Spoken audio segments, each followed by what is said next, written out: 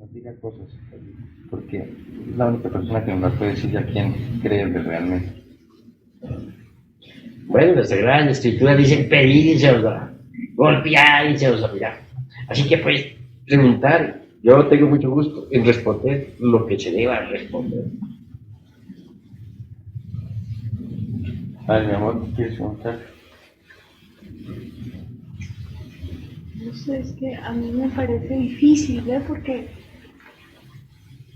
yo pues hasta ahora no me había interesado mucho en estas cosas, no me había interesado tener información, entonces a mí de un momento a otro es difícil, ¿no? Me voy a poner a preguntar que si ya las cosas que me interesan de momento, sé que dependen en este momento de mí, entonces yo voy a preguntar algo y digo, ¿qué? ¿Pero qué voy a preguntar?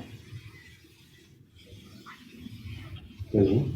Pues, maestro, claro que hay una inquietud muy grande que lógicamente yo la tengo hace mucho, mucho tiempo. ¿Quién soy yo? ¿De dónde vengo? ¿Qué papel desempeño yo? ¿O si tengo alguna misión o algo relacionado con ese lado? Son las preguntas vitales, ¿no? ¿Quién soy? ¿De dónde vengo? ¿Para dónde voy? ¿Cuál es el objeto de mi existencia? Etcétera. Todo eso es muy importante. Claro está que sí, ¿no? Incuestionablemente hay que saber si se siente o no se siente, digamos, alguna inquietud de tipo espiritual, ¿no? Obviamente que si no sintieras tú ninguna inquietud de tipo espiritual no estarías aquí, ¿no? Eso es claro. Ahora bien, ¿por qué sientes la inquietud espiritual? Naturalmente la sientes porque la chispa divina, la chispa inmortal, eterna, tu mónada, para hablar más claro, y en el lenguaje del Emnitz, tu mónada, dijéramos, está trabajando a la esencia, ¿no? Y por eso hay inquietud. Cuando la mónada no trabaja a la esencia, tampoco existe la inquietud. ¿Cómo puede sentir anhelos la esencia si la chispa divina no la trabaja? Ahora, la chispa divina trabaja la esencia cuando quiere la chispa autorrealizarse, llegar a la maestría. Pero si la chispa divina no quiere llegar a la maestría jamás, pues no trabaja a la esencia. Y entonces no hay inquietud íntima, interna. Ahora bien, en ti hay inquietud, señal de que la chispa divina te está trabajando, ¿no? Obviamente, pues, quieres saber si alguna misión hay en la vida, ¿no? La misma pregunta, pues, encierra una honda significación.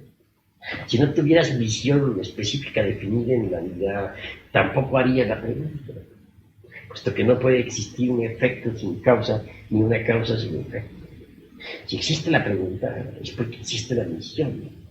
Si no existiera la misión, la pregunta no sería hecha. Ahora, si se quiere aclarar cuál es la misión, pues los mismos hechos lo están diciendo. Si observas cuidadosamente las relaciones que has tenido en la vida, todas las interrelaciones, podrás darte cuenta de que al combinarse con la gnosis traen un resultado. ¿Cuál? Divulgación de la enseñanza, ¿verdad? Entonces, obviamente, esa es tu misión, ¿no? Pero es claro que para poder trabajar con un gran acierto es necesario conocer a fondo la enseñanza. Si tú divulgaras la enseñanza sin conocerla a fondo, pues no harías la divulgación en forma correcta. Entonces, se requiere que tú estudies la doctrina a fondo para que la divulgación sea correcta. Divulgar la enseñanza es pues tu misión y observa bien las características de tu vida y lo comprobarás, lo evidenciarás por ti mismo. Conforme vayas trabajando por la humanidad, irás cumpliendo también con el tercer factor, la revolución de la conciencia. Hay que trabajar con esos tres factores. Morir, sí, disolver el ego, reducirlo a cenizas. Nacer, sí, hay que crear los cuerpos existenciales superiores para lograr el nacimiento segundo. Y sacrificio por la humanidad, hay que ayudar, levantar la antorcha bien en alto, para iluminar el camino de otros. Tú debes trabajar con ese tercer factor, la revolución de la conciencia. Y esa es tu misión. Esa, precisamente esa. ¿Hay alguna otra pregunta? Pues sí, en este caso no es una pregunta, sino yo tengo un problema tremendo, claro que es un defecto, ¿no? Una pereza tremenda para leer, tremenda, tremenda, y eso se originó por un defecto físico de mala vista. Me gustaría mucho difundirla, pero en este caso me gustaría pedir, si es posible, un crédito, una ayuda, de que me den instrucción arriba, para aprender más rápido y para poder cumplir mejor la misión, porque dentro de ese, también ese tráfago mío de trabajo que es muy, muy, muy grande, trabajo demasiado, no me queda mucho tiempo. ¿Qué posibilidad habría que yo pudiera solicitar eso, de que me dieran instrucción rápida para, en beneficio de la humanidad? Se te puede dar, y tú puedes recibir instrucción, pero si no pasas sus conocimientos al cuerpo físico, al cerebro físico, ¿de qué sirve que te den la instrucción? Si no tengo conciencia aquí, no tengo conciencia en ningún plano. Y obviamente lo primero que tú tienes que hacer, antes de poder recibir esa instrucción, es despertar. Y tú lograrás el despertar eliminando tus elementos inhumanos. Eso fue lo que ahora necesitas hacer, es trabajar sobre ti mismo. Solo cuando logres eliminar esos elementos inhumanos, cuando transformes el subconsciente en consciente, podrás verdaderamente disfrutar de la iluminación y traer al cerebro físico, digamos, las enseñanzas de orden superior. Primero hay que trabajar sobre sí mismo, no te queda más remedio. Sí. Va a ser una labor posiblemente larga. Claro, primero tengo que trabajar en mí mismo y perfeccionarme yo para poder llevar el mensaje, porque si no me perfecciono yo, que llevo un mensaje mentiroso. Pues claro, necesitas, las cosas son correctas, mejor dicho, las cosas se deben hacer correctamente. Aquellos sujetos de psique subjetiva que dicen estar iluminados y que resultan dando enseñanzas a la humanidad, pronunciando conferencias, considerándose dioses, sin haber eliminado el ego, son verdaderamente, dijéramos, farsantes, o en el mejor de los casos, sinceros equivocados. Sí, claro. Esa es la cruda realidad de los hechos. Nosotros debemos ir a lo concreto, a lo claro, a lo preciso, sin vaguedades de ninguna especie, sin ambigüedades, sin incoherencias. Debemos trabajar con una lógica de tipo superior, ser exactos en nuestros conceptos, en nuestras palabras. Y ese ejemplo es una enseñanza. Eso es claro. Así pues, tú necesitas realmente, pues, morir para ser, eliminar los elementos indeseables, a fin de poder quedar iluminado. Solo así puedes recibir esa enseñanza y transmitirla a las gentes. De lo contrario, no es posible. Es un atentado.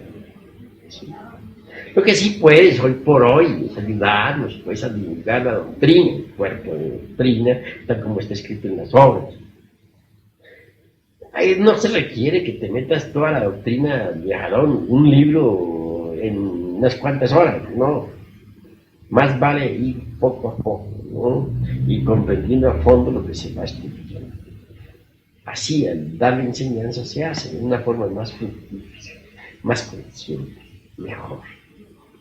En cambio, si uno se mete un libro a 500 kilómetros por hora y luego quiere repetirlo para darle enseñanza, pues va a hacer una labor mecanicista, ¿no? Cada palabra debe ser meditada, sometida a ondas de reflexiones, comprendida íntegramente. Así pues, la información que vamos llevando a nuestra mente debe hacerse consciente. Esa es la manera de elaborar, digamos, el conocimiento superior en nuestra mente. Sí, día a día se está viendo que hay más interés por este tipo de enseñanzas en la gente, pero también uno puede apreciar que el tipo de enseñanzas que se están dando es por personas que no saben lo que están diciendo, sino que están especulando. Hay una tremenda especulación y un poco conocimiento de las cosas. alrededor de todo. Por ejemplo, nomás es decir, en casos como las relaciones con los seres interplanetarios, por ejemplo, no han dado exactamente la versión exacta, ¿no? Hace un tiempo, casualmente, iba oyendo un programa de radio en la emisora en la que yo trabajo, cuando se están viendo los platillos voladores, entonces comenzaron a entrevistar a un poco de personas sobre los platillos voladores. Entonces yo llegué a la casa y inmediatamente tomé el teléfono y llamé a la emisora y les dije que evidentemente había seres interplanetarios que estaban interesados en la Tierra, porque por eso se llamaba sistema planetario, porque era un organismo, un sistema, y que los desequilibrios que ocurrieran en el planeta Tierra afectaban a los otros planetas que formaban parte de este sistema nuestro, y que esos seres estaban interesados en acabar, por ejemplo, con las explosiones atómicas, con las guerras, con todas estas calamidades que lo único que estaban haciendo era perjudicándonos a nosotros y por consecuencia a ellos. Ellos querían venirnos a abrir los ojos para informarnos. Yo no sé, por ejemplo, yo me sentí en la obligación de llamar por teléfono cuando comencé a oír una serie de opiniones que no compartía para decirle eso a la gente. No sé si eso sea correcto, no sé correcto. Bueno, fue una, dijéramos, una actitud valerosa, ¿no? Y estuvo correcto, pero está que sí, estuvo correcto. No hay nada que objetar.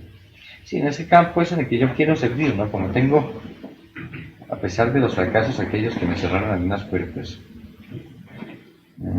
pues tengo todavía muchas otras abiertas. Y aprovechar esas puertas que tengo abiertas cuando tenga material o tenga algo. Inclusive, maestro, si usted me quiere, si usted me escribe a Bogotá y me dice sobre este tema, me interesa que usted escriba un artículo.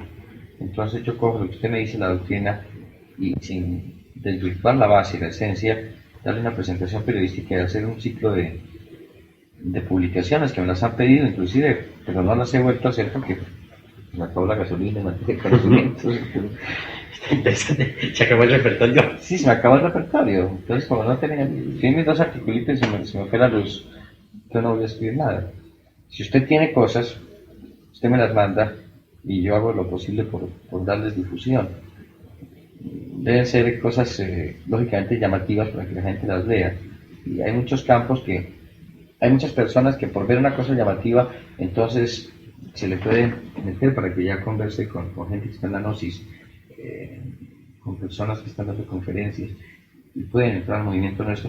Van, digamos, sí es un poquito como cuando vinieron los conquistadores con penticas y espejitos para los indios, ¿no? Pero ese es el sistema como hay que llevar a la gente. Bueno, en todo caso,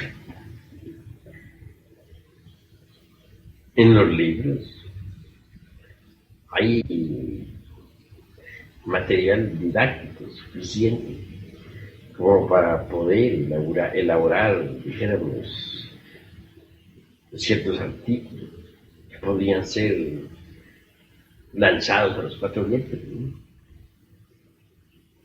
Porque voy a decirte, como quiera que estoy escribiendo ahora y atendiendo pues tanta correspondencia, amén de todo el movimiento gnóstico internacional y nacional aquí en México. Realmente no me queda así mucho tiempo libre para poderme dedicar a escribir artículos, así, ¿no? Pero sí existen las obras, y si tú quieres naturalmente cooperar, hay un material didáctico suficiente como para hacer artículos nuevos, ¿no? Antes de hacer un artículo sobre algo que yo lea suyo, que me parezca que se puede ser sutil de hacer un artículo, a mí me daría mucho miedo de pronto ya tergiversar las cosas, porque como tengo que darles una presentación diferente, porque no puedo hacer un artículo periodístico en forma pedagógica, porque no lo publican, porque resultaría insoportable, Sí. porque para eso están los libros, para no ir a calumniar a usted y al movimiento. ¿Quién me puede revisar eso? Interesante, ¿no? ¿Quién me puede revisar eso? ¿Quién puede qué? Revisarme los artículos y decirme esto no se puede poner, esto se puede poner. Pues yo mismo, me los mando, yo te los reviso. Eso no es problema, ¿no? Eso no es problema. Absolutamente. Con el mayor gusto. Lo haremos. Eso sí, sí, claro. Porque cuando yo escribí esos artículos, creo que era cuando todavía trabajaba en el BBC, si no, no. No, ¿Ya salió? que el maestro Julio pues estuvo en Bogotá, Pero no, entonces estuvo. seres interplanetarios. Bueno, incuestionablemente, se ha venido hablando mucho sobre platillos voladores desde hace ya muchos años. Precisamente después de la Segunda Guerra Mundial, los diarios del mundo entero se dedicaron a propagar a los cuatro vientos noticias diversas sobre los tales platillos voladores, sobre los ovnis, para hablar más claro. En aquella ocasión, yo dije en forma enfática que esos discos voladores eran naves cósmicas tripuladas por habitantes de otros mundos. Y así di la noticia en mi libro titulado El matrimonio perfecto, primera edición. Me queda pues la satisfacción de haber sido el primero en haber dado esa noticia al mundo. Las gentes no me creyeron, se rieron de mí, hasta me consideraron loco. Sin embargo, aquí y allá y acullá y por todas partes existen informaciones de gentes que han logrado ponerse en contacto directo con gentes de otros mundos. No quiero decir que el 100% de las noticias sobre platillos voladores sea perfecto. Existen naturalmente en la gente las costumbres titilescas, sujetos que se ríen echando a volar determinados globos iluminados, haciendo trucos, etc. Es obvio que al lado de la luz siempre están las tinieblas. Y dijéramos, entre lo solemne y lo ridículo no hay más que un paso. Sin embargo, no por esto pierde interés la cuestión de los discos voladores. Repito, entre lo sublime y lo ridículo, sí, no hay más que un paso. Debemos pues tratar de eliminar lo ridículo y buscar lo que hay de serio en esto de las naves cósmicas. Precisamente aquí mismo, en la ciudad capital de México, hallándonos en la Torre Latina, con el maestro Garga Cochines y su esposa, doña Lilia, vimos nosotros una nave cósmica. Entonces tomábamos café y tranquilamente. Doña Lilia fijó su mirada en un punto del espacio y nos llamó la atención. Observamos y ciertamente vimos una bola metálica, una esfera maravillosa, flotando a poca altura sobre la ciudad capital de México y a corta distancia relativamente de la Torre Latina. Parecía clavada fijamente en el espacio, resplandecía con la luz del sol, pues nos hallábamos en pleno mediodía. Posteriormente la nave se fue alejando lentamente y después ascendió en forma vertical hasta perderse entre el cielo, entre el infinito. Así fue que fuimos testigos de un hecho concreto. Claro, si hubiéramos tenido en ese momento una cámara, habríamos podido fotografiar a la nave, pero no llevábamos cámara fotográfica. Otro día, sucede que Jacobo Zabludovsky,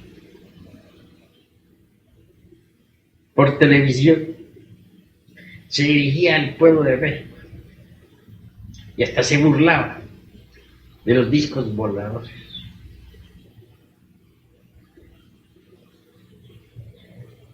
después de que pasó, pues, la emisión, entonces unos jóvenes que estaban en la calle me llamaron la atención. Salí a ver de qué se trataba. Con gran asombro vimos una nave cósmica pasar sobre la azotea de mi casa. Se deslizaba lentamente en el espacio y los vecinos, aquellos que me habían llamado, no pudieron menos que reírse de Jacobo Zabludovsky y de su escepticismo. Pues allí teníamos la nave todos ante nuestra vista. Aquella fue, dijéramos, deslizándose y por último ascendió verticalmente hasta perderse en el infinito. Maestro, ¿cuál es la función o qué vienen a hacer esos seres extraterrestres a la Tierra? ¿Qué misión tienen? Bueno, ellos se proponen ayudar a la humanidad en esta hora crítica que vivimos. Eso es todo. Pero continuando con relatos que a mí me constan, voy a decirte lo siguiente. En cierto día logré ponerme en contacto directo con gentes de una de esas naves cósmicas. La nave aterrizó en el desierto de los Leones, aquí en México. Yo me dirigí naturalmente al lugar del bosque donde la nave aterrizó. Tuve esta suerte de haberla visto. Y al acercarme, con asombro, pude evidenciar que estaba posada sobre un trípode maravilloso. Era una nave formidable, redonda, extraordinaria. Se abrió una portezuela y descendió el capitán, seguido de toda su tripulación. No tuve ningún inconveniente en dirigirme al capitán de la nave. Le dije, yo pues desearía que usted me llevara al planeta Marte. Mi mónada divina es el regente de ese mundo. Sin embargo, yo no he sido llevado allí personalmente, físicamente. El capitán guardó silencio. Después,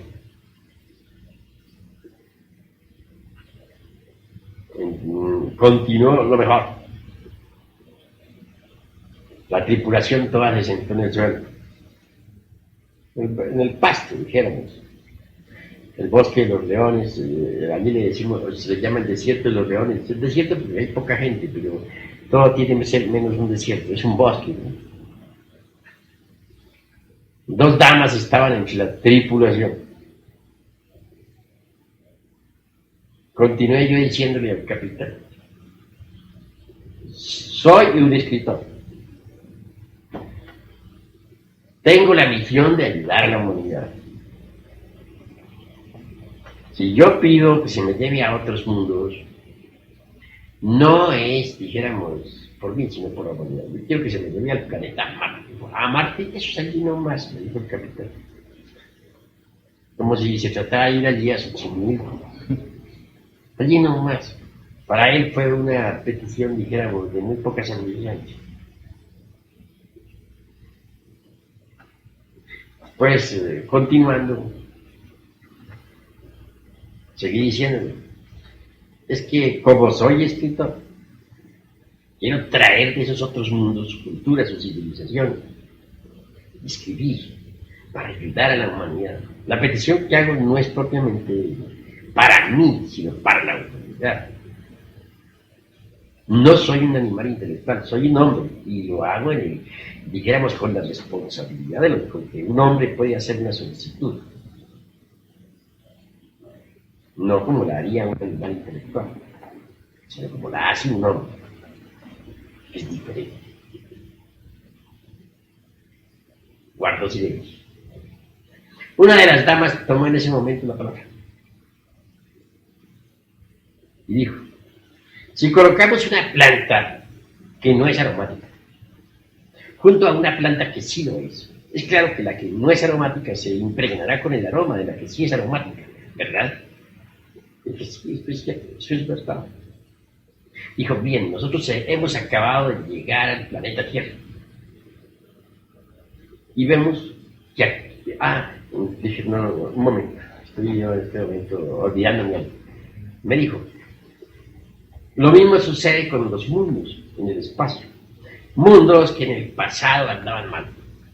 Poco a poco se fueron impregnando con las vibraciones de los mundos vecinos. Y entonces, humanidades que iban extraviadas se transformaron y hoy marchan a tono con el grandes discos.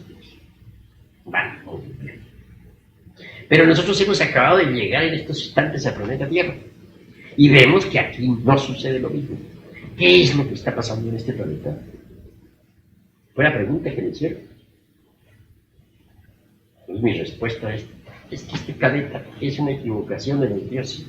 Pero luego, reflexionando, acabé de redondear mi respuesta de esta forma. Les dije: este es el karma de los mundos. Claro, aquellas dos damas asintieron con una venia. El capitán de la nave asintió. Todos estuvieron de acuerdo. Aquellos hombres y damas pues eran extraordinarios. Pude dar cuenta que eran verdaderos dioses con cuerpos de hombres, que no son profanos, comunes y corrientes, ni tampoco humanoides. Son dioses, repito, con cuerpos de hombre.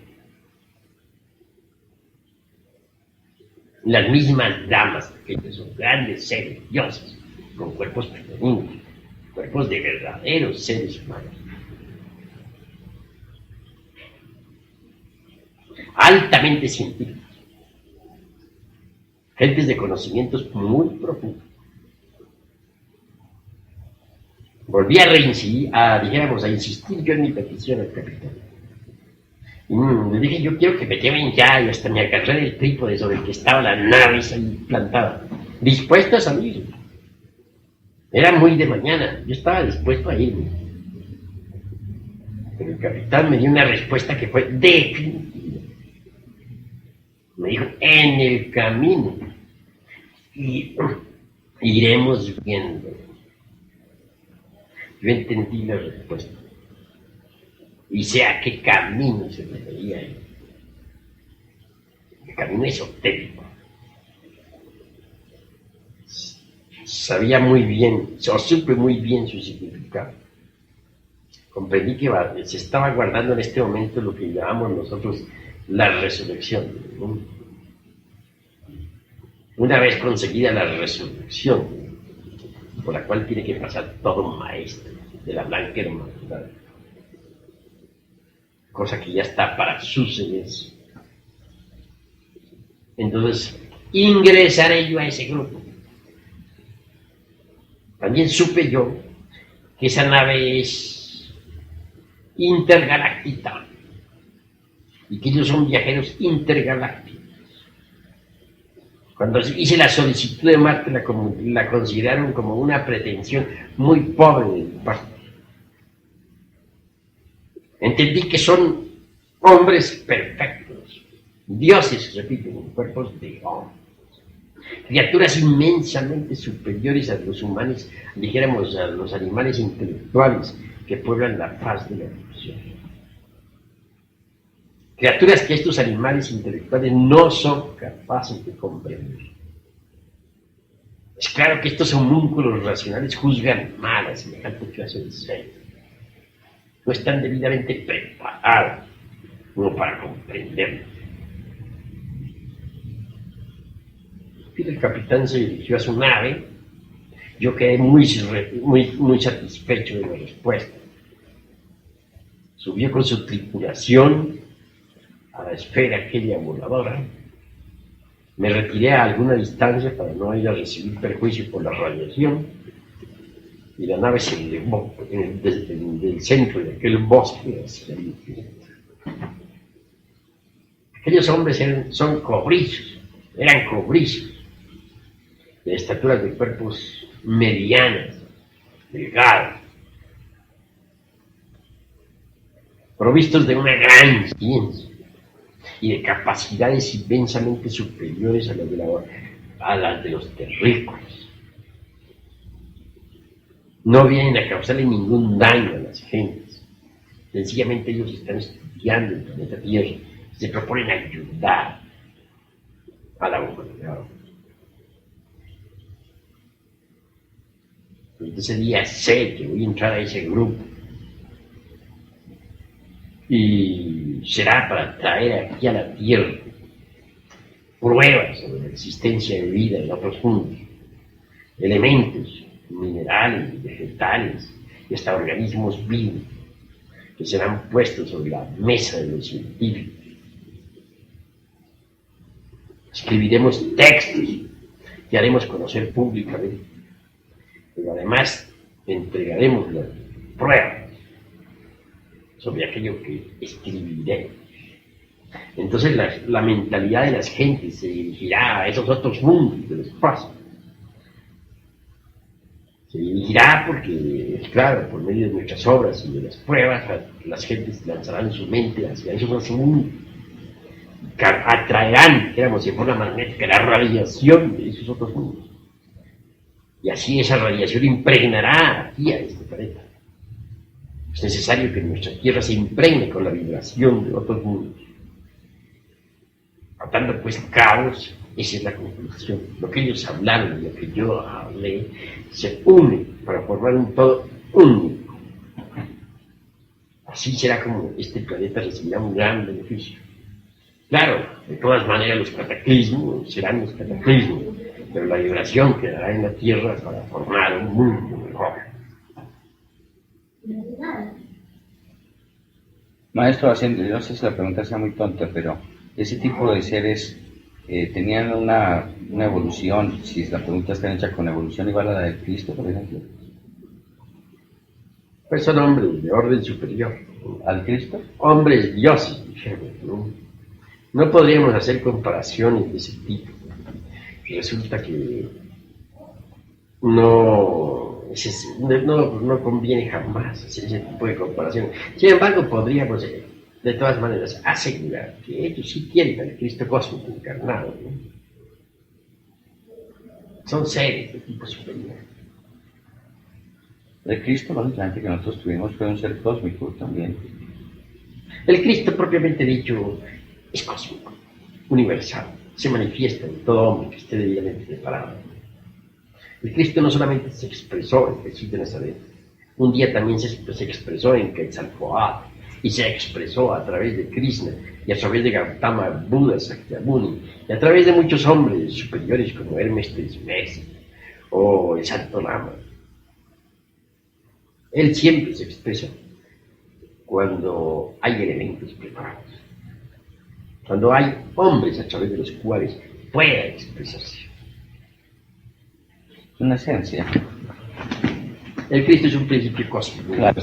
Está más allá de la individualidad, de la personalidad y del yo. Y es un Dios.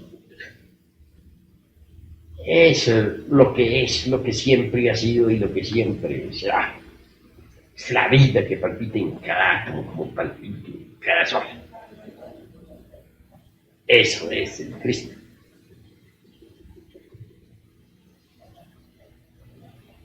No podremos, dijéramos, definirlo diciendo eso ya. Pero sí es esa gente maravillosa que se expresa a través de cualquier Dios o de cualquier hombre. Siempre y cuando el instrumento sea debidamente épico.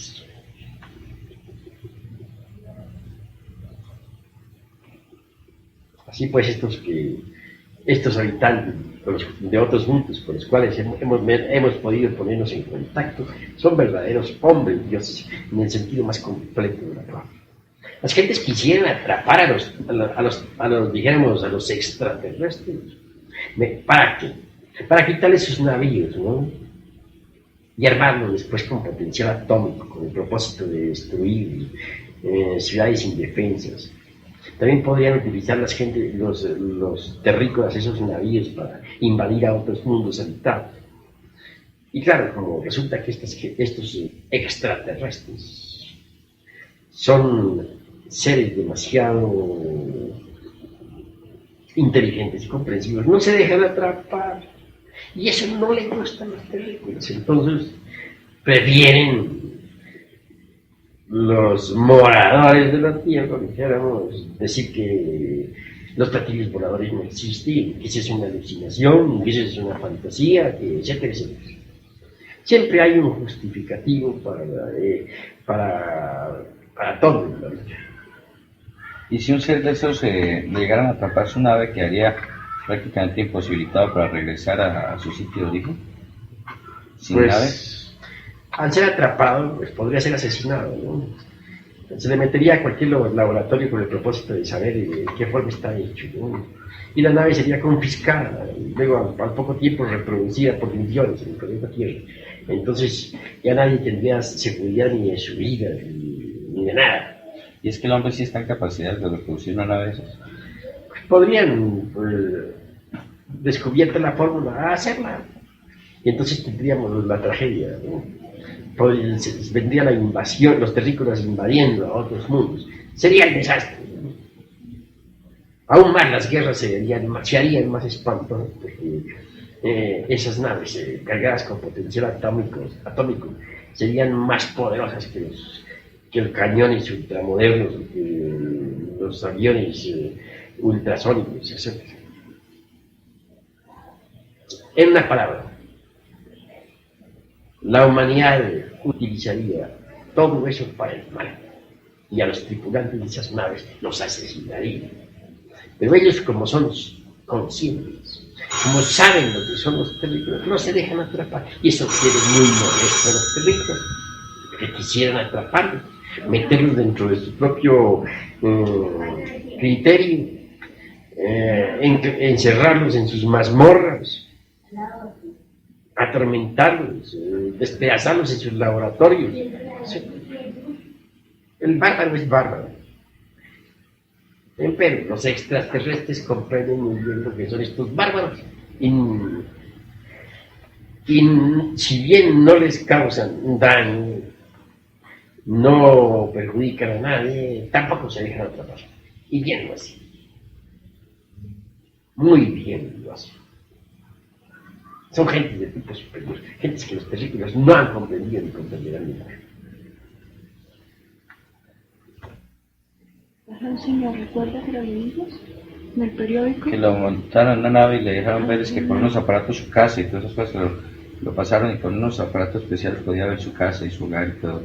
Y después dio testimonio. No, y él decía una cosa interesante, era que ellos tomaban alimentos de la tierra para fabricarlos, ellos. Y pagaban la forma como llevaban el alimento fertilizando la tierra. Decía este señor, ¿no recuerda eso? Sí, que ellos necesitaban el alimento de la tierra y entonces lo tomaban, pero para que no apareciera como un robo, un hurto gigante con algunas radiaciones, utilizaban la tierra.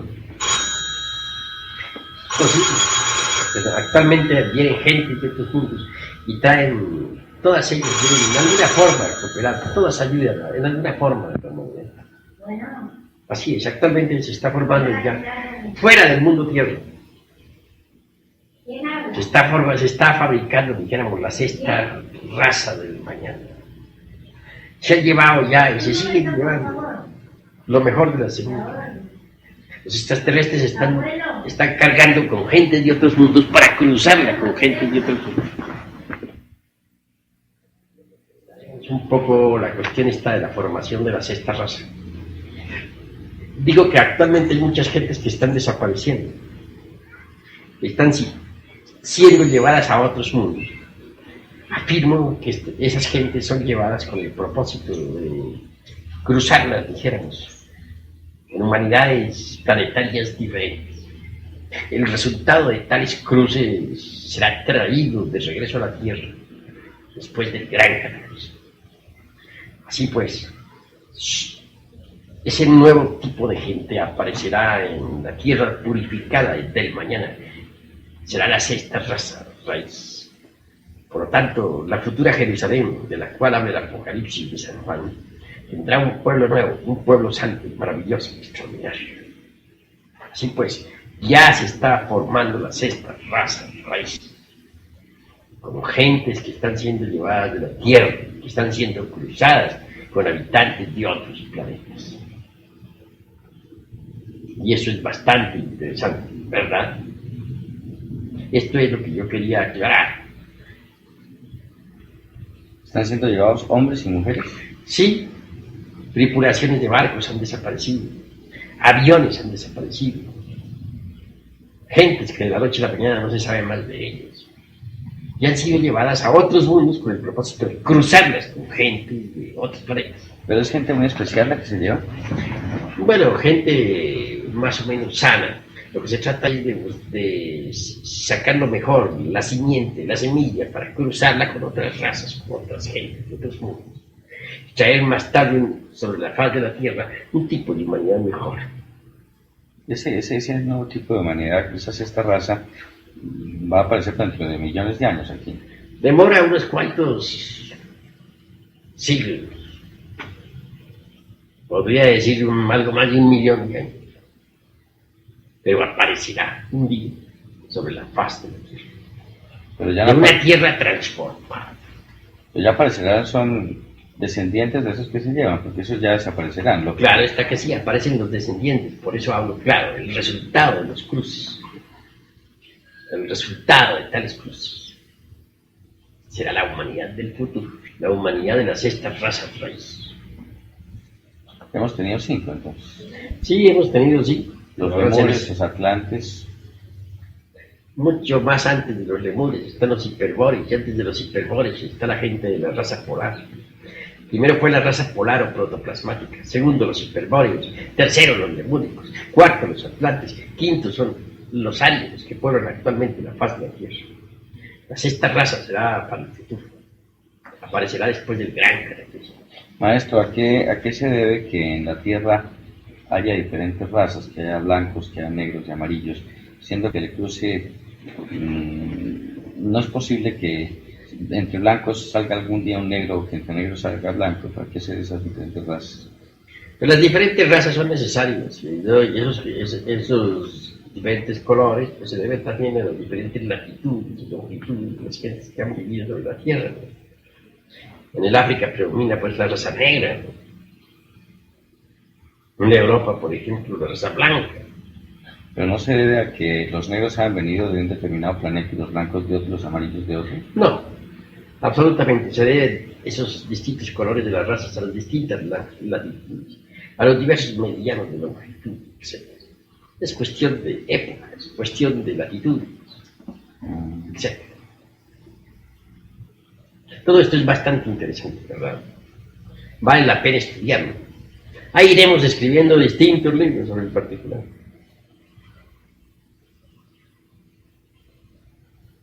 En todo caso, estos estudios son largos, profundos. Actualmente estoy escribiendo la doctrina secreta de Anáhuac. Será el mensaje de Navidad para el año 1974-75. ¿Quién es Anáhuac o quién era Anáhuac? La doctrina secreta de todo el valle de Anáhuac es bastante extensa, ¿no? Porque tenemos que conocer, tenemos que poner sobre el tapete de actualidad todo el mensaje del Señor Quetzalcóatl. ¿Mexicano? Cristo mexicano, el Quetzalcóatl. Tenemos que poner sobre el tapete de actualidades mundiales el mensaje del Señor Quetzalcóatl. Toda la cosmología de los magos. ¿En qué época vivió él? Muchos miles de años antes de que la América estaba descubierta. Así pues, hay que divulgar la doctrina secreta de Anáhuac, hacer conocer a fondo los misterios esotéricos que se encierran en el México antiguo. que hay una gran sabiduría que será difundida en toda la redondez de la tierra. Nosotros haremos conocer esa gran sabiduría para bien de todo el pueblo. El calendario azteca encierra mucho más sabiduría de la que le han atribuido. Hasta ahora no ha podido ser comprendido íntegramente, empezando porque está tal calendario fundamentado en el sistema trigegesimal. El vegetarianismo y el experimento del perro. Pues bien, como les estaba diciendo, al intentar subir por la calle, presentaba yo tales síntomas de debilidad que francamente hasta me alarmé de mí mismo. Los mismos síntomas de debilidad del susodicho animal de mi experimento. Entonces no me quedó más remedio que llamar aquí a la señora mía para que ella me preparara un pedazo de carne asada. Me lo preparó y lo comí. Y después me sentí muy bien, reconfortado. Desde entonces cancelé el sistema vegetariano por inoperante y perjudicial. Advierto que duré 5 años vegetariano. Resultado, fracaso absoluto. Mucho más tarde murió por ahí cierto caballero cuyo nombre no menciono, de nacionalidad alemana, maestro de una escuela, de Mazdasna. Los síntomas que presentó aquel señor vegetariano fueron los mismos del perro. Y repito, falleció. Conocí también a Lavagnini. Era astrólogo, yogi y no sé qué más. Vegetariano insoportable. Presentó los mismos síntomas de debilidad del perro de mi experimento y murió. Después murió otro señor que era maestrito por ahí de otra escuela. Presentó los mismos síntomas de debilidad del perro. Así pues, el perro me sirvió de medida para conocer a los vegetarianos. En cierta ocasión, por ahí una señora que tiene una fábrica que produce un refresco, que ahora no quiero citar para no denunciar públicamente a la señora de nacionalidad española. Me llamó, yo la visité, me pidió que la tratara magnéticamente. Estaba muy débil, terriblemente débil. Vegetariana insoportable. Presentaba los mismos síntomas de debilidad del perro. Cuando yo le dije a aquella señora lo del vegetarianismo, cuando le conté mi experimento con aquel pobre animal y lo que a mí me había sucedido, me disparó, dijéramos, me espetó a boca de jarro la siguiente pregunta. ¿Y cuáles son los síntomas de debilidad? ¿Cómo se procesan? ¿Usted los vio? ¿Cuáles son? Mi respuesta, los mismos que usted está presentando en este momento. La señora, pues, quedó atónita, confundida. Creí que verdaderamente se fuera a transformar, que volviera pues a la carnecita, que no siguiera violando el sistema, que no siguiera violando la ley del eterno autoegocrático cósmico común. Desgraciadamente, sus compañeras de secta, porque realmente han hecho ya las gentes aquí en México del sistema vegetariano una religión de cocina, una religión estomacal, pues la convencieron para que siguiera en el experimento.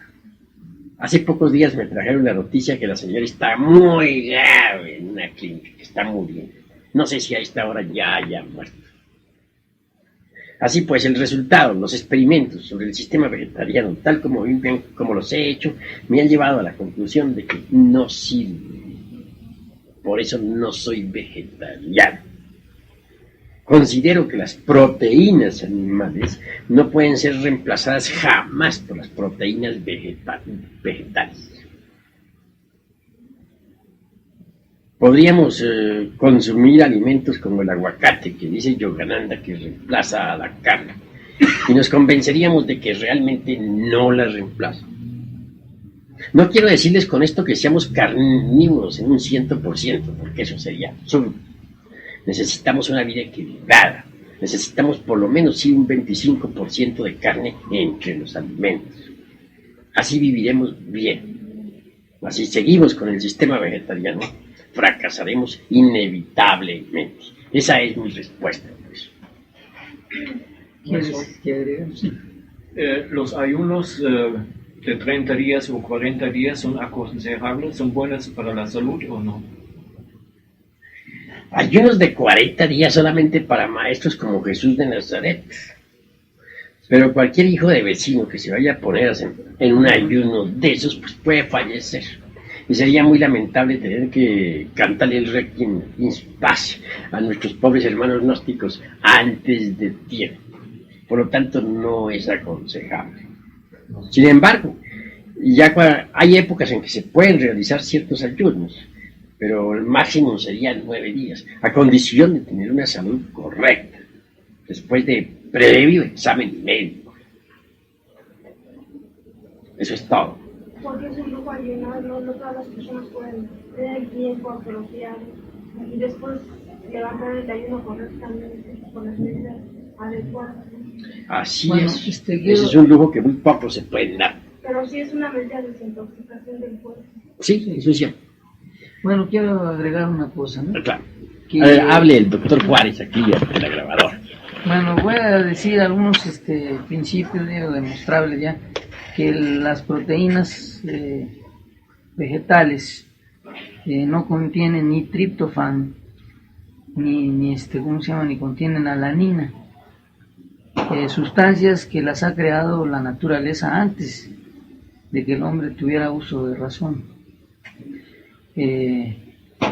Ahora, los niños hasta cierta edad, ¿no? Por ejemplo, en el desarrollo, necesitan indiscutiblemente esto. Los adultos pueden combinar, por ejemplo, un régimen vegetariano cuando sean artríticos, y pueden combinarlo como lo hacía un maestro hace muchos años, en que era vegetariano toda la semana y vivía en un oasis, ¿no? Entonces iba a un pueblo en donde se tomaba un caldo de huesos, porque no tenía dinero, era pobre y era vegetariano toda la semana y se tomaba su caldo de huesos en el sábado o el domingo que bajaba a la ciudad. Cuando ya se pasa cierta edad, en donde hay artritismo por la misma herencia que nos han legado nuestros ancestros, y se puede combinar ese régimen sin violar el proceso autocrático cósmico común, o alimentación recíproca entre los seres y dentro de los seres, que está desde el plancton en el mar hasta el tiburón. Y en la tierra pues están las plantas, los herbívoros, los carnívoros, y a su vez los carnívoros son destruidos por los microbios, por los gusanos, y se procesa el círculo que no se puede violar, porque ciertas sustancias que tienen los carnívoros, o sea, los mismos animales carnívoros o herbívoros que ya sintetizaron en el músculo, no están en las plantas, porque es un proceso en que interviene la médula espinal y el semen de los animales, que a su vez son comidos por los hombres. O sea, es como si le quisiéramos quitar también a los gusanos y a los microbios nuestros cuerpos humanos, pues entonces se rompería el círculo también. No hay ningún hombre que no haya pasado, precisamente hasta los grandes maestros han tragado tierra, que se llama. Maestro, hay una pregunta que está flotando en el ambiente con relación a una frase tal vez de nuestro Señor Jesucristo, que decía que era más fácil que pasara un camello por el ojo de una aguja que un rico se salvara. ¿Usted quiere explicarnos en qué forma esto es simbólico y en qué se contrapone la riqueza material con la revolución espiritual? Pues hay que saber entender las palabras del Cristo, ¿no? Indudablemente no solamente se les refiere a Jesús de Nazaret a los bienes materiales, sino a la cuestión del intelecto. Muchas gentes tienen el riquísimo intelecto y jamás les atraen los asuntos espirituales. Por eso más fácil pasa un camello por el hueco de una aguja que un rico entrar en el reino de los cielos. Hay otros que tienen una mentalidad muy sencilla, que son simples y con facilidad entran en el camino. Así pues, las palabras del maestro no se refieren exclusivamente a los bienes terrenales, sino a la cuestión intelectual. También es cierto y de toda verdad que hay avaros, hay individuos que tienen almacenadas riquezas. Y claro, nunca entran en la senda por estar pegados a sus bienes. Desde ese punto de vista eso es exacto. Pero se puede tener riquezas, se pueden tener dinero sin que por eso se deje de entrar al reino de los cielos. Téngase en cuenta que el conde San Germán, por ejemplo, poseía riquezas incalculables. Téngase en cuenta que Cagliostro podía transmutar también el plomo en oro y hacer diamantes de la mejor calidad. Tanto uno como otro poseyeron todos los bienes de la tierra. Sin embargo, estaban dotados de una tremenda espiritualidad, porque eran maestros resurrectos. Así pues, la cuestión está no en tener y en no tener los bienes materiales, sino en saberlos administrar y no apegarse a ellos. El conde San Germán lo enseñó con su ejemplo. Pronto aparecía como multimillonario, rico, archimillonario, como cuando se presentó él ante Luis XV. Sin embargo, tiempo después lo ven en una humilde buhardilla, viviendo como cualquiera. No porque no tuviera dinero, no porque no tuviera riquezas. Lo llamó el gobierno de Francia para ofrecerle un empleo. Su respuesta fue: no necesito el empleo, lo agradezco mucho. Soy un príncipe y poseo una rica fortuna. Claro, todo el mundo quedó desconcertado. Cuando desencarnó, cuando se dice que desencarnó, porque él no desencarnó, cuando se hizo pasar por muerto, su discípulo más cercano le vio pues en un cuartucho ahí de mala muerte, de tintas que fabricaba para pintar sedas, y hasta con medio enfermo, con gota y no sé qué más. Murió, lo llevaron al panteón. Tiempo después alguien abrió la tumba y no encontró nada. Allí no estaban ni los huesos de San Germán. Aparecía años después otra vez en París, lleno de vida y asombrando a todo el mundo. Sí, pues, esos maestros se hacen pasar por muertos con la tierra y manejan todos los bienes de la tierra sin pegarse a ninguno. La verdad, pues, del gran Kabir Jesús no se refiere exclusivamente a los bienes terrenales, sino a la cuestión del intelecto. Hay muchos que tienen un intelecto poderoso, pero no les interesa la espiritualidad, no les interesa el esoterismo. La mente de ellos está demasiado complicada. Hay otros que tienen bienes terrenales, están tan apegados a los bienes terrenales que tampoco les interesa la espiritualidad, porque quieren más sus bienes terrenales. Pero los bienes terrenales no son todo. Amplíese el concepto hasta abarcar el intelecto. Sobre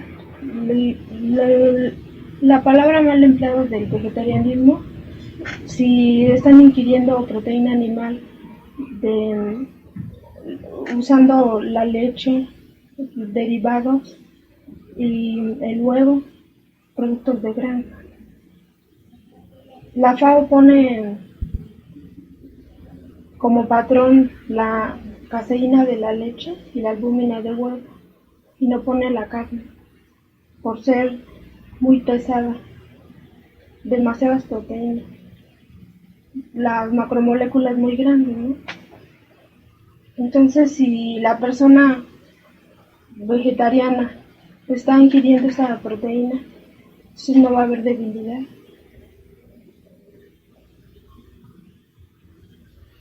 Bueno, he escuchado la pregunta y con el mayor gusto pues me apresuro a responderla. Todo lo que diga la FAO pues, y lo que digan en general los diversos sistemas que en una o en otra forma defienden al sistema vegetariano, indudablemente tiende a justificar al mismo sistema. La cruda realidad de los hechos es que no hay nada que pueda reemplazar a la proteína de la carne, aunque se inventen innumerables teorías en ese sentido. Así pues, indubitablemente las proteínas de la carne vienen a ser el fundamento pues para la vida celular orgánica. Eliminarla por satisfacer tal o cual teoría, porque tal o cual hipótesis afirma que mediante esta u otra sustancia se puede reemplazar la proteína animal, resulta completamente absurdo. Cuando yo fui vegetariano usé precisamente todas esas teorías, usé todos esos modismos, sistemas, procedimientos para reemplazar a la carne. Y en nombre de la verdad debo decirles que con ese sistema fracasé totalmente. Además me ha tocado ver morir a muchos. He conocido muchos vegetarianos fanáticos. Nunca he hallado uno sano. Todos son enfermos. Ahora dejo la palabra aquí al doctor Jacinto Juárez, que es un gran médico, para que en nombre de la verdad él dé su concepto desde el punto de vista clínico. Bueno, centrando a la pregunta que hizo ella,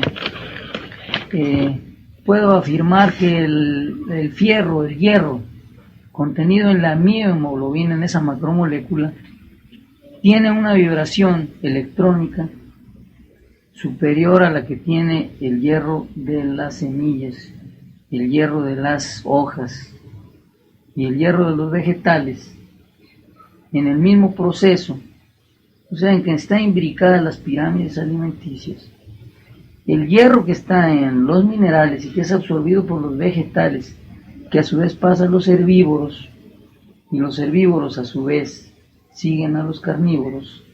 El hierro que está en las capas de la tierra tiene menos electricidad, dado que incluso el electrocardiograma, el electroencefalograma, se deben precisamente a la radiación del hierro, que está en resonancia con el hierro que forma el centro de la Tierra, porque la Tierra tiene en su centro hierro, después tiene, níquel, después tiene aluminio y luego silicio, y arriba están las cristalizaciones en la corteza terrestre de todo tipo, minerales, vegetales, animales y humanas.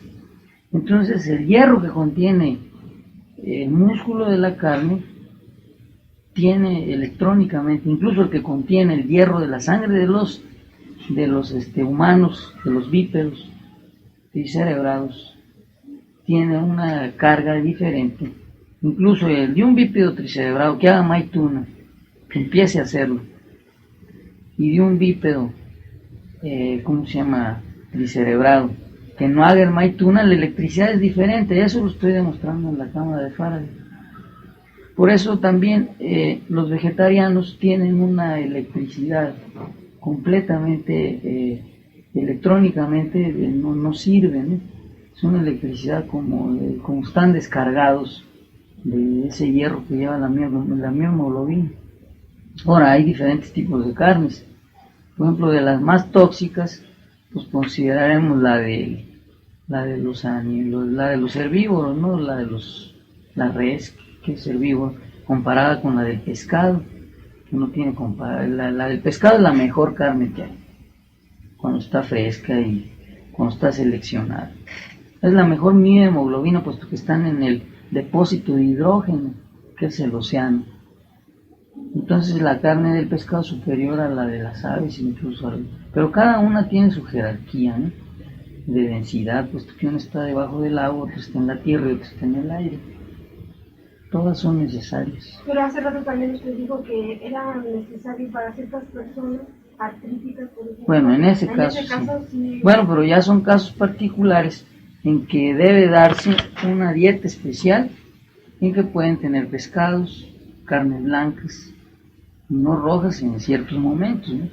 Pero en realidad lo que necesita el hombre es toda la jerarquía de hierros en la alimentación. Hierros de aire, de tierra, de mar, incluso hierros también minerales. El hombre necesita todas las radiaciones del universo, no nada más lo físico, sino también la radiación, por ejemplo, del sol, los baños del sol, los baños de tierra, los baños de agua, todo necesita el hombre. Y dentro del proceso, hasta que llega al límite que se tiene que decidir por los dos caminos, ¿no? Porque ¿de qué sirve que un vegetariano sea vegetariano si es un fornicario? Pues nada sirve. Ahora hay maestros que se pueden dar el lujo de ser vegetarianos cuando lo creen conveniente a su cuerpo. Como lo hacía el maestro que dije al principio, ¿no? Era vegetariano en la semana y tomaba su caldo de huesos en el mercado, ¿no? Le decían preparen un caldo y se lo tomaba, ¿verdad? Cuando creía conveniente, y cuando no creía no lo tomaba tampoco. la práctica del gran arcano he escuchado dos teorías.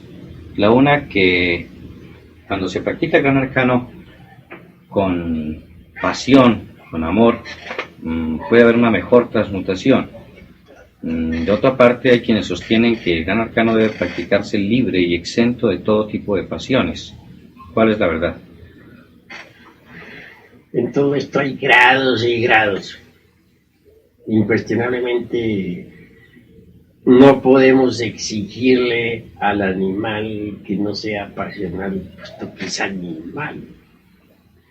Lo que sí sucede es que los estados animálicos, los impulsos inferiores, deben ser eliminados. Mas esto se va realizando en una forma progresiva, didáctica.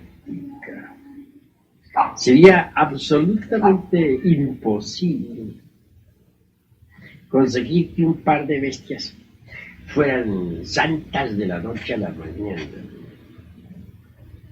Hay que empezar primero por lo animal y después vendrá lo espiritual. Y así está dicho también hasta por el apóstol Pablo de Tarso. Se empieza pues a trabajar en una escala muy inferior de animalidad.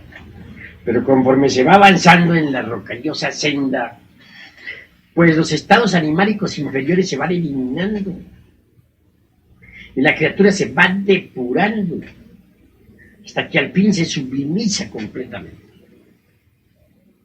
Me viene a la memoria en este caso algo muy interesante.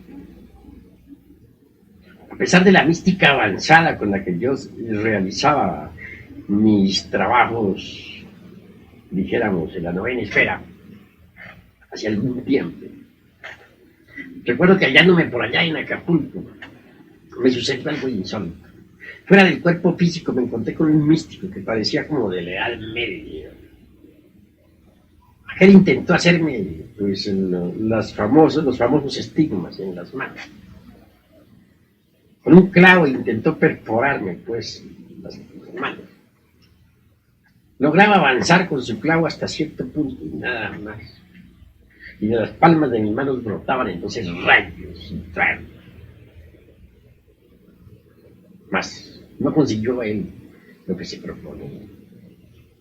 Entonces me condujo pues a la iglesia gnóstica y me presentó ante un gran maestro. Mi real ser interior me acompañó. En aquella época todavía yo no tenía perforadas las manos astrales. Y dijo: aquí traigo a este maestro para el asunto de los estigmas. Dirigióse entonces el ser que estaba sentado ante la pila de agua bautismal, un andrógeno divino, directamente a mi real ser interior, es decir, a Samael, a mi mónada particular. Y hablando sobre mí, le dijo: es muy fuerte y responde muy bien,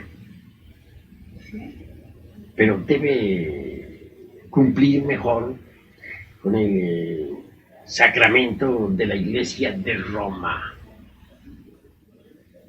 Yo dije: ya entiendo perfectamente, cumpliré mejor. Posteriormente pude regresar a mi cuerpo físico. Entendí lo que se me había dicho. Obviamente tenía yo que sublimar más todavía la energía creadora. Entonces ya, a pesar de que realizaba el coitus reservatus como un ritual, necesité sintetizarlo más, volverlo más extático, más divinal.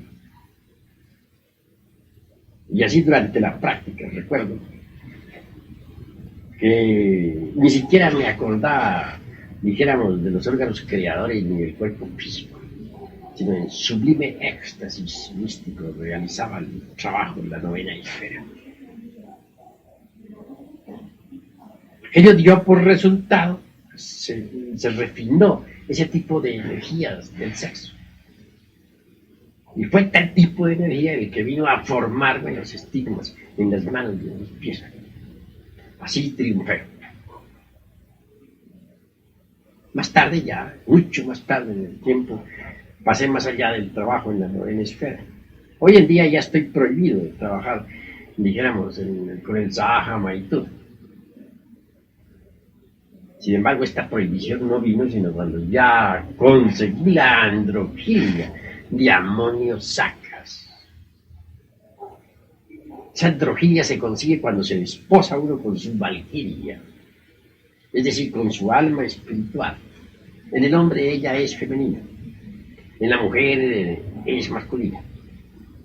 Como quiera que logré tal desposorio místico, ya pues el trabajo de tipo mágico, sexual, dijéramos, en la novena esfera, ya sería pues hasta cierto punto un poco absurdo, ¿no? Por el motivo de que ya tengo a las dos almas adentro. Estoy íntegro desde ese punto de vista. Así pues, vean ustedes cómo poco a poco se va uno refinando la energía y refinando el aspecto sexual. Se empieza en una forma grosera, burda, pero con el tiempo, conforme uno disuelve los elementos inhumanos, es obvio que tiene que irse espiritualizando, hasta que por último llega a una castidad absoluta. Así son las cosas, miradas tal como deben ser, porque no es posible exigirle a un par de principiantes que tengan la santidad de un Francisco de Asís. Coloquémonos en el terreno de los hechos concretos y prácticos. Maestro, quería hacerle otra pregunta. Es muy frecuente entre los hermanos gnósticos que cuando se están iniciando en la senda, sufren grandes decepciones por cuanto trabajan, por ejemplo, en la novena esfera, e inclusive están luchando por destruir sus agregados, sus egos, y no ven resultados positivos, resultados inmediatos. Estos resultados no se ven inmediatamente porque son muy demorados o porque los iniciados no tienen conciencia exacta para irlos notando paulatinamente se van produciendo. Lo último que has afirmado es lo real. Ciertamente, pues, quieren resultados inmediatos. Y resulta que las cosas no son como la mente las quiere, sino como son. No se pueden ver los resultados inmediatos, hay que trabajar. Pero los resultados que hayan tampoco podrían percibirse si uno no ha despertado la conciencia. Solo despertando la conciencia va conociendo los resultados. Este es un trabajo de por vida. Esto no se logra de la noche a la mañana. Hay tiempos de terrible soledad, así, y sobre esa soledad han hablado los mejores iniciados. La noche espiritual de un Beethoven, la noche espiritual de un Mozart, la noche espiritual de un Jesús de Nazaret, la noche espiritual de un Hermes Trismegisto. Épocas en que uno se ve la más tremenda soledad, separado de toda espiritualidad. Arriba no lo reciben porque no lo merecen. Abajo tampoco lo quieren ya porque se ha convertido en enemigo del yo psicológico. Total, anda como un infeliz sobre el barro de la tierra. La mayor parte fracasan en esa época de la noche espiritual. Los pocos que logran resistir verdaderamente triunfan. Mas son pocos, repito, los que logran resistir esa prueba tan dura. Maestro, para saber exactamente si nosotros llegamos a ese momento de la noche espiritual, ¿cuáles son sus características y manifestaciones para no irlas a confundir? Son muy prácticas y concretas. Falta de iluminación interna, aburrimiento, fracasos sexuales, fastidio, desesperación, materialidad en alto grado, ni un rayo de luz, ni una nota de esperanza,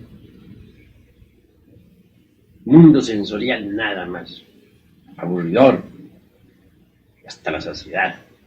Esos son pues los síntomas de la noche espiritual. Y fatalmente todos los hermanos que están en la senda tienen que pasar por esa etapa.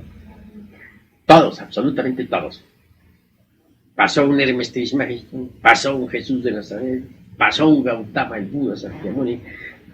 ¿Por qué no quieren pasar ustedes? ¿Acaso tienen corona? Tienen que pasar. Ustedes o no les gusta. Si fracasan, peor para ustedes.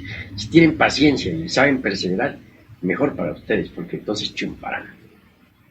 En los caminos iniciáticos todos los seres tienen que pasar exactamente por las mismas etapas y pruebas. Similarmente, sí, absolutamente igual, ¿no? Pero en forma, dijéramos, semejante todos. ¿Se presentan en diferentes encarnaciones o quien ya ha pasado esa prueba la pasa definitivamente? Ciertamente, la noche espiritual solamente se presenta en una reencarnación. No hay necesidad de estarla repitiendo en distintas vidas. Beethoven la pasó y triunfó. Pienso que Beethoven no ha de repetirla en vidas posteriores. Ya la pasó. Eso es todo. A ver si esa noche espiritual ya la pasó o la tiene que afrontar en una encarnación presente. Los hechos son hechos y ante los hechos tenemos que rendirnos.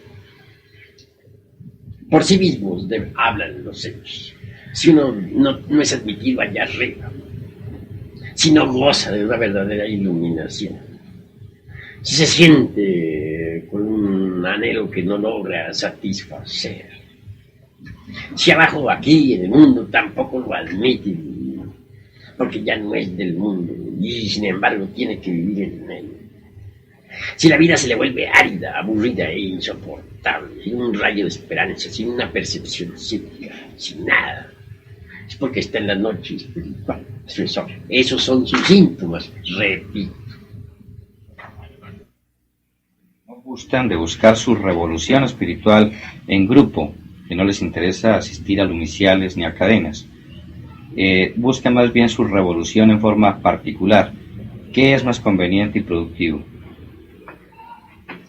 La autorrealización es algo demasiado individual, muy de cada uno. Mas debemos tener en cuenta los 3 factores necesarios para la revolución de la conciencia. Nacer. Esto solamente es posible trabajando en la forja de los ciclos. Morir. Es cuestión de disolución del yo psicológico. Pero sacrificarnos por la humanidad es amor. En alguna forma tenemos nosotros que luchar por nuestros semejantes. En los santuarios, por ejemplo, en los lumiciales, no. Existe la oportunidad para servir.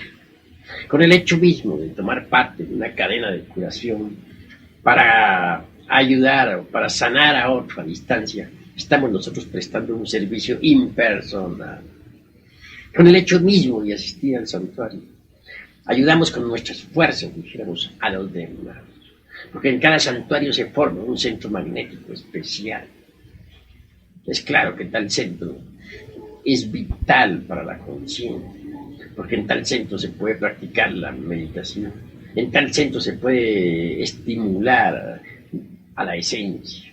Por eso esos centros son tan cardinales y definitivos para la nueva era de la cual conviene asistir siempre a los lumiciales, no tanto por nosotros, sino por los demás. Eso es todo. Tanto a las criaturas encarnadas en cuerpo de hombre o cuerpo de mujer. La noche espiritual es para todos, para hombres y para mujeres. Puede durar meses como puede durar muchos años. El tiempo varía. La mayor parte huyen, se entregan a la bebida, a las drogas, se escapan. Raros son, repito, los que tienen la suficiente fortaleza y tenacidad como para llegar hasta el fin. Esos que perseveren serán salvados. Esos que perseveren llegarán a la iluminación. Esos que perseveren avanzarán por la senda de la iniciación. Eso es todo. Maestro, ¿qué fórmula le podría dar usted a las criaturas que pasen por ese trance para que salgan de él lo más pronto posible? En medio de la soledad y del silencio, en medio del dolor y de la aridez, ante el aburrimiento y la vacuidad, no queda más que una sola vía, la de la meditación. Cuando la mente está quieta, cuando la mente está en silencio, adviene lo nuevo. Hay que agotar el proceso de pensar durante la meditación. Agotado tal proceso, adviene entonces lo nuevo. Si logramos nosotros en la mente la irrupción del vacío iluminador, pues recibiremos iluminación. Y esto nos reconfortará enormemente. En tiempos de la rigurosa tentación, dice don Fray Miguel de Molinos, en su guía espiritual, hay que sumergirse dentro de sí mismo, en profunda meditación. Quien quiera salir triunfante, pues, de la noche espiritual, que se entregue a la meditación de fondo. Eso es todo. Maestro, usted está ahora diciéndonos que la meditación es prácticamente dejar la mente en blanco, pero hay otro sentido de meditación que por el contrario es muy dinámico, que es concentrarse y pensar sobre un tema, lo cual indica una dinámica mental. ¿O es que hay dos tipos de meditaciones?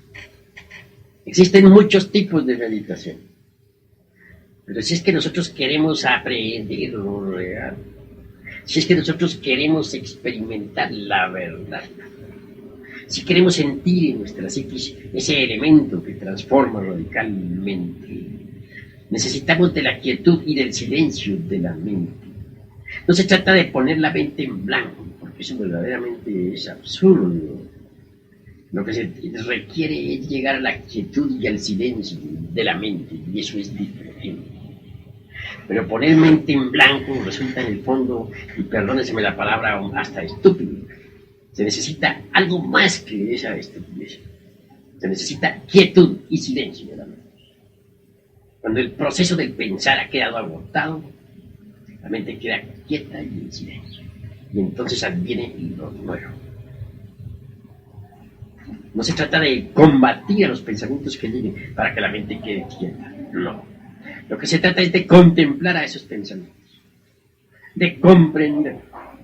Contemplar esos deseos. Entender.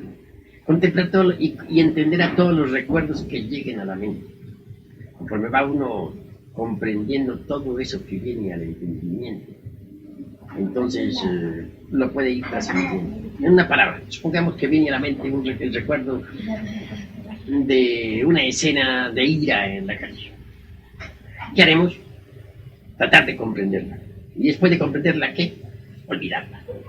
Luego surge otro recuerdo. La conversación con el compadre o con la comadre. O con el vecino. ¿Qué hacer? Rechazar. Absurdo. Entonces, ¿qué? Meditar y comprender.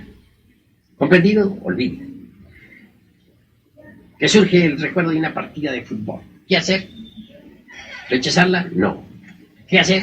Repito, comprender la futilidad de aquello, la vanidad de aquello. Una vez comprendido a fondo, olvídelo. Y así todo ese desfile de pensamientos, de deseos, de sentimientos, de recuerdos, etc., tienen un principio y tienen un fin. Cuando esa cinta de recuerdos, deseos, pensamientos, emociones, etc., ha terminado, la mente queda quieta y en silencio. Entonces advienen los nuevos. Y si no advienen, diríamos, si a pesar de creer que ya estamos en quietud y en silencio, nada sucede, ¿qué pasa? Sencillamente no hemos llegado a la quietud absoluta en todos los niveles de la mente. Entonces, no nos queda más remedio que descender hacia niveles más profundos. Quiere decir que hemos llegado a la quietud en el nivel meramente intelectual. Debemos pasar entonces a la quietud en el segundo nivel. Retar a la mente. Preguntarle por qué no se quiere estar quieta. ¿Por qué no quiere el silencio? La mente responderá con cualquier pensamiento, con cualquier imagen. Nosotros debemos tratar de hacerle comprender a la mente la futilidad de sus inquietudes, su vanidad. Entendido eso, pasamos a un tercer nivel. Comprender, pues, hacerle comprender a ese tercer nivel la necesidad de estar quieto. Y así sucesivamente de nivel en nivel, hasta llegar al 49. Si lo logramos, Si conseguimos que cada uno de los 49 niveles obedezca, entonces quedará la mente quieta y en silencio. El resultado será que la esencia se desembotelle dentro del intelecto para experimentar eso que transforma radicalmente, lo nuevo, lo real. De esa forma, pues, iremos poco a poco saliendo victoriosos de la noche espiritual. No se trata, pues, de poner la mente en blanco, repito, porque eso es completamente absurdo, sino de lograr la quietud y el silencio de la mente, que es diferente. Y si a pesar de todas nuestras prácticas la mente no quiere quedar quieta y en silencio, habremos de recriminarla, de regañarla, de hacerle ver sus errores, hasta de castigarla. Ella no le quedará al fin y al cabo más remedio que obedecer. Y quedará quieta y en silencio. Vendrá el éxtasis, el samadhi. La esencia se liberará entre el intelecto para experimentar lo real. Así, verdaderamente así es como logramos nosotros salir de la noche espiritual. De algunas plantas estimulantes como la marihuana son útiles para alcanzar el desdoblamiento, por ejemplo, en forma más rápida. Los elementos de las drogas resultan perjudiciales. Téngase en cuenta que la marihuana y muchas otras drogas son subjetivas 100%. Es cierto que mediante los hongos alucinantes, mediante el cáñamo indio, mediante el LSD, el ácido, hay un ácido por ahí, ácido lisérgico, etcétera, se consigue, dijéramos, desdoblamientos. Sí, pero son de tipo subjetivo e inhumano. Se penetran las infradimensiones de la naturaleza y del cosmos. No conducen a la auténtica iluminación objetiva trascendental. Son pues un fracaso. Aquí en México tenemos nosotros el peyote, o peyote. Es muy diferente. Él coopera así con la meditación. No forma hábito de ninguna especie. Es muy exigente en cuestión de castidad. En modo alguno ayudaría el peyote, por ejemplo, a los lujuriosos. Y tiene sus reglas. El maestro Huiracocha habla sobre el peyote. Cuenta cómo el maestro Rasmussen, dentro del templo de Chapultepec, lo utilizó para provocar un desdoblamiento. Es la única planta recomendable, pero eso es para los hombres castos. Y a condición de no abusar de... Un estudiante que quiso usarlo por tercera vez, después de haber recibido grandes instrucciones, fue llamado al orden por los señores del karma. Se le prohibió continuar con él, dijéramos, abusar de él, para ser más claro. Así pues, el peyote es útil, pero hay que saberlo usar, no abusar de él jamás. Pero en cuanto a las demás drogas, no digo nada. Al peyote no lo podemos considerar droga. Es una planta inofensiva que no forma hábito de ninguna especie y que solamente coopera con la meditación cuando se sabe meditar. Alguien podría consumir 1 kilo de peyote y no tener ningún resultado. Otro podría mascar un pedacito, unos cuantos gramos de él y obtener un resultado extraordinario. Entonces está que se sepa meditar. Él coopera con el que sabe meditar y con el que es casto, de verdad. Pero como eso no se consigue por allá en otros países, naturalmente no podríamos en modo alguno recomendarlo, porque ¿cómo? Si en los países de Sudamérica no se consigue, en los de Centroamérica tampoco. Aquí en México se consigue, pero con dificultad. ¿El yagué, maestro? Sí, el yagué. Pues el yagué es demasiado drástico para las gentes que viven en el Putumayo y en el Amazonas, por allá en Colombia, ¿no? Muy difícil de lograr. Quien quiera verdaderamente conseguir el yagué tiene que internarse en las selvas más profundas, porque el yagué que traen en las ciudades no es yagué, otras clases de plantas que no conducen a nada. Tiene sus exigencias también el yagué. Lo usan en determinado tiempo de luna llena. Lo mezclan con el guarú, lo toman Pero eso es allá en las selvas más profundas. En la ciudad es inútil intentar tomar yaque. El yaque que traen en las ciudades no es yaque. No hay que perder el tiempo en tonterías. ¿Me permite agregar algo? Claro, Mira, habla el doctor Juan. En el Instituto Nacional de Neurología, yo estuve durante un año observando todos los experimentos que se hacían con las drogas, con los drogaditos. Todas estas plantas, estos alcaloides, una vez tomados, a veces en una sola dosis, hacen desaparecer la onda alfa